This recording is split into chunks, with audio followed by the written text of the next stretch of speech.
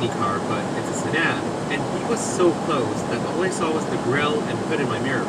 While I stayed doing the speed limits, after about 3 minutes he decided that a sharp curve was the perfect time to pass me, and surprise, surprise, there was a car coming after the curve. He swerved at me and I slammed the brakes, nearly missing his bumper. Thankfully, I had all of this on dashcam, front and back. I got home later and got the footage on my laptop and called their 1-800 number with his plate number and his truck number. The woman I spoke to was super apologetic and she asked me to send her the video. She watched it while on the line with me and asked if she could put me on hold. I said yes, and a few minutes go by and she gets back and brings me someone else on the line, the local store manager of the driver. She had sent him the video and the manager apologized a ton and promised me right then and there that the employee was terminated for that behavior. So a week goes by and I don't hear anything until a friend of mine on Facebook sends me a link. The driver that was fired managed to get my name from the HR or manager or something and was trying to find me in real life because he lost his job and made a video wearing his work uniform threatening violence on me because of everything. I went to my local police station about it and showed them the video and explained everything and was told that I needed to speak to that company again because they let my name get out. I called them and told them everything that was going on and was told that I'd get a call from their HR department within 2 to 3 business days. Literally 6 hours later, I received a call from some higher-up HR person with one of their legal teams on the phone. They wanted me to sign a document stating that I will publicly go after them or give negative PR if they sue him for me and get a restraining order on this guy for what he threatened. They even offered to have a lawyer of my choosing go over it with me at no cost to me and sign it and let them handle it.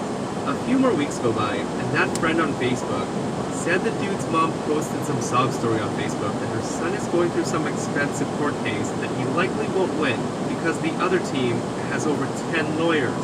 So not only did he lose his job, he then tried to find me, only to have his ex-employer sue him.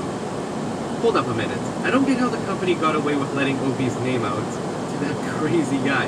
I'm 100% certain that that should have been kept confidential. OP, I'm so confused.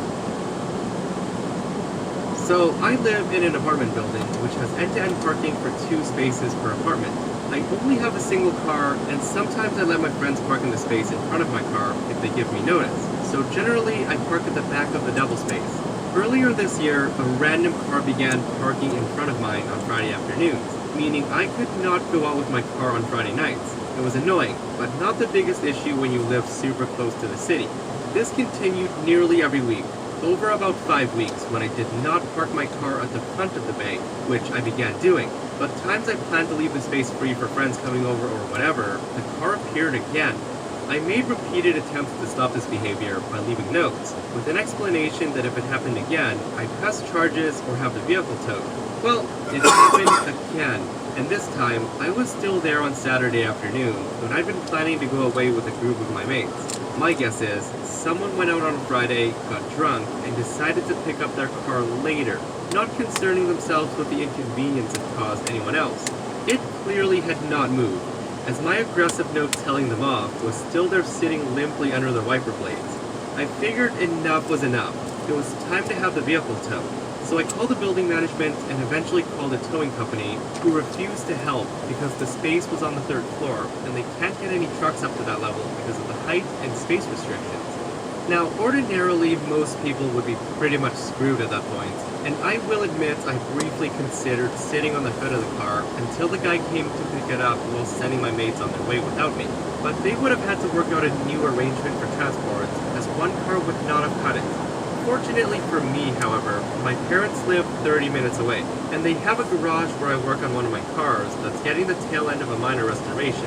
One of the things I use pretty often is a set of vehicle positioning jacks to jam my project car right up against the wall of the garage to minimize the space it takes up.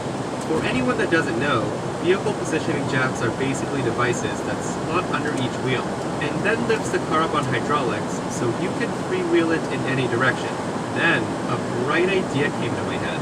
None of my mates minded spending an extra hour to screw someone over that had interfered with us, so we grabbed the jacks and went back and propped the car up and wheeled it out.